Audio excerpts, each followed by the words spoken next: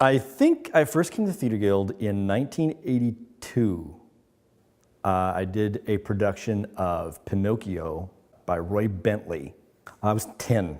It's crazy to think that this building was home for so long. And it's like, oh, hi home. It's nice to see you again. It's nice to hear these same steps. They make the same noises. I'd seen a production at Seattle Children's Theatre. I don't even remember the name of the show, but it starred some guy, some kid playing a teenager, he's probably in his 20s, and Bill Russell, the ex-Boston Celtic. And I thought, this is great. What is this? What is this thing? And I think I probably just kept pestering my mom. I was like, more of this sort of stuff. And of course, can't bring me to Seattle every day. So she found out about the Guild, and I think that's why I got here. Ah, look at all these faces. I remember all these folks. Good gravy. Good gravy. There's Lynn. There's Doug. Yeah. Oh, man. Talk about a trip in the Wayback Machine. And I don't know his name. And I don't know his name. But they have both been here since I can remember. Hello, gentlemen. Oh, there I am. Look at me. Look at, oh my God. I have dark hair. After the Bentley show, after Pinocchio, I caught on with the Bellingham Junior Theatre Guild. It was run by Sue and Jim Gillette. And we wrote some of our own shows that were really good. I'll tell you, they were really spectacular. And we did shows, and that laid the foundations for me as far, I think, as this is what it means to do shows professionally. You can be a professional when you're 10, 11, 12 years old if you take it seriously and respect the other people you're working with. And that laid the foundation for, like, this makes sense to me. This is how you do the work. This is how you treat other people. And then just carried on when I started getting cast in main stage Guild shows. And I remember heartbreaks of not getting cast in plays. Brighton Beach Memoirs, later in that season, I auditioned for, didn't get cast, and I was heartbroken, because I think it was probably the first show that I auditioned for I didn't get cast in. Harriet Nepozinski was directing. Yeah, and little did I know that that's the real life of an actor, is 90% of the time you don't get cast in the part. So. Preparation. Learning, yeah, exactly. Learning lessons early. Disappointment. And the dressing room, yes, it's the same dressing room. Don't hang your clothes on the water pipe. I took high school off from theater in general, and then discovered it again after high school. And I'm like, oh, right, the theater, this was a lot of fun. There are fun people here. We can have a good time and entertain folk. That sounds great. I was like, this is nice. This is it's a family here. Theater graffiti is its own little Egyptian hieroglyphic. All the stories. I remember there being a lot more graffiti on the walls. Arsenic and Old Lace. This is a funny one. Because I've always liked the movie Arsenic and Old Lace. It's always been one of my favorites.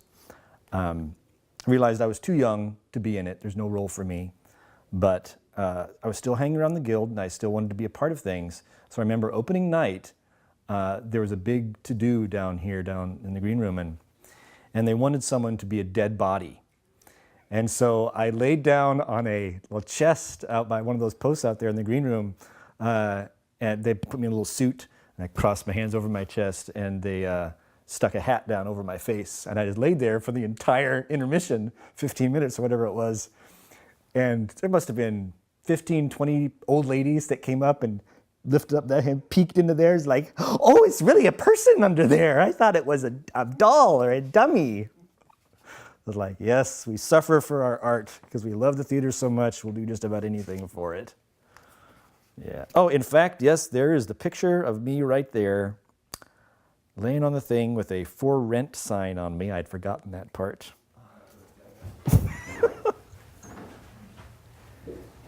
Oh, it's all gone. This was my spot right here.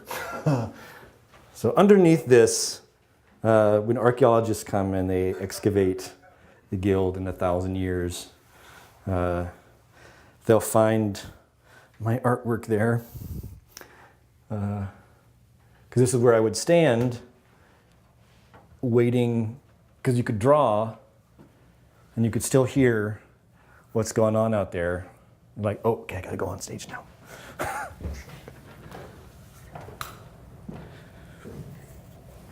Yeah. This is much tidier than I remember it being during most of my time at the Guild. But everything's still in the same place. Man. This picture, I helped put up the drywall in the office with Dick McClure. And it was the first time I'd been given autonomous, go put up drywall with Dick. Like, okay, that sounds like fun. How do you do that? Well, Dick showed me how to do it, and so we did. A friend of mine from Western, we just sat down one day and decided, want to go to Seattle? Let's just see what Seattle has to offer. Okay. A month later, we were all moved in to our place in Seattle, auditioning and having really crummy jobs. But we both immediately started getting work, started getting gigs. And it didn't take long to find a new family, a new acting family in Seattle. Small town kids come into the big city together to make our way in the theater world. It's kind of great. I'm gonna look and see if I can find the seat that's got my name on it. It's up here somewhere.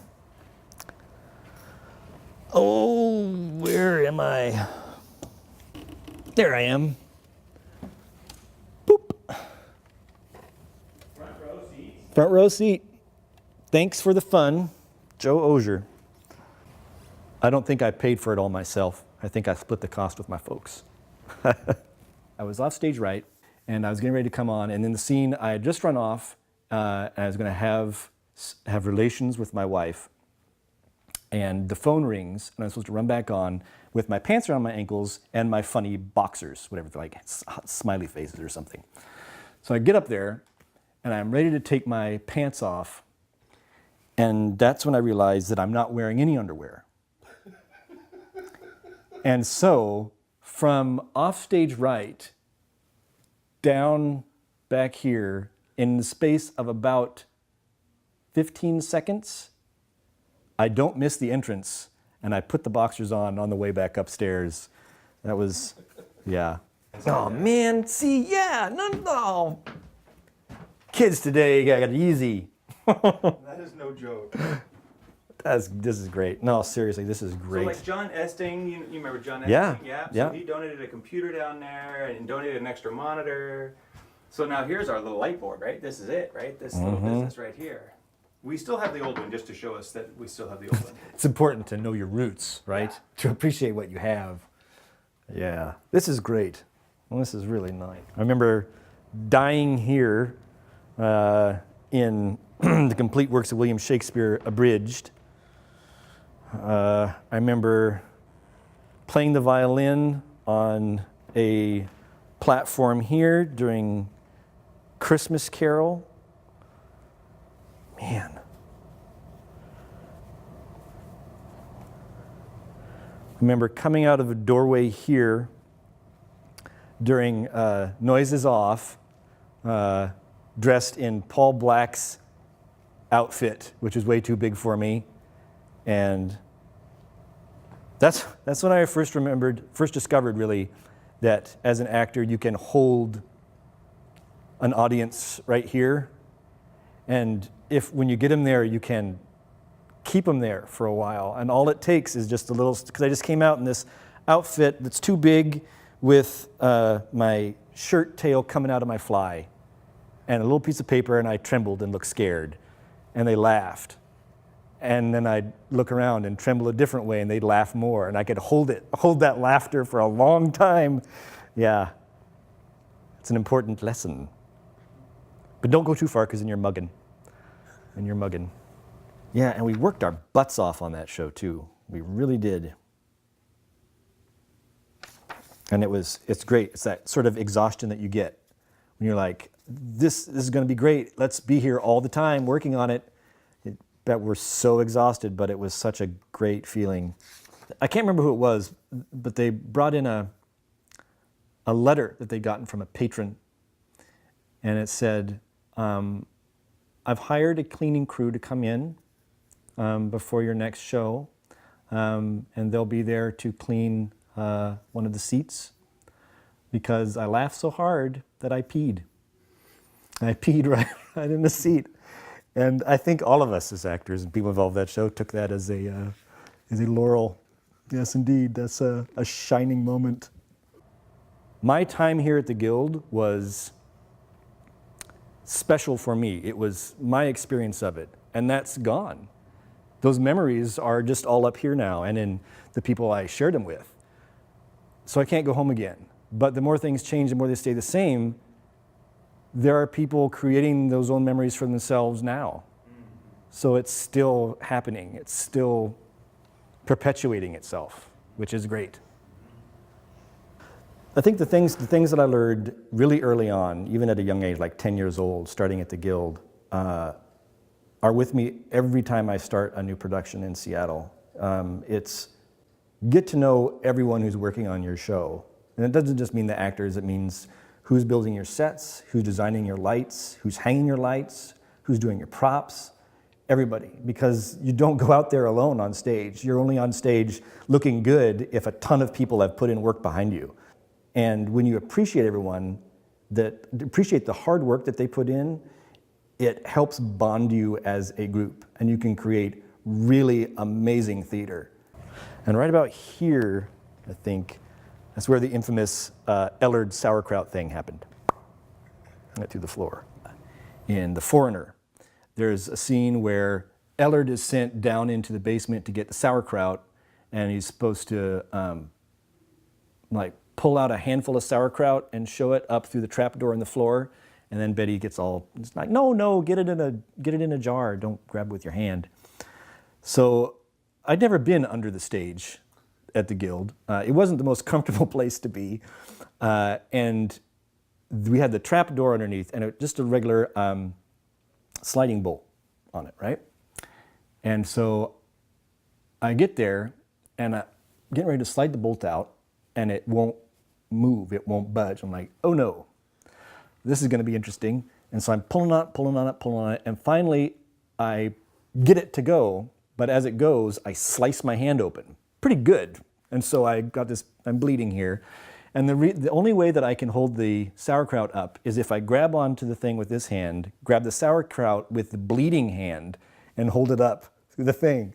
So with this bleeding hand, I grab this handful of real sauerkraut.